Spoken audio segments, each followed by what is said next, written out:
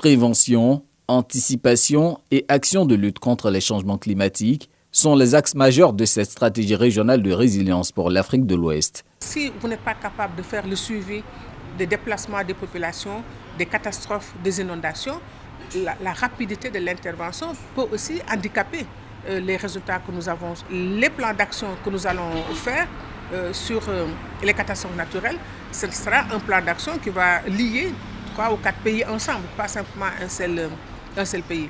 Évidemment, une fois ce plan d'action global décliné, chaque pays aussi aura à voir ce qu'il peut prendre en charge. L'urgence de déployer cette stratégie convoque une réunion ministérielle à Abidjan. Il revient aux décideurs d'examiner et d'adopter le document fruit de plusieurs mois de réflexion des experts. Je voudrais insister sur l'importance de la participation des communautés locales dans l'élaboration et la mise en œuvre de cette stratégie.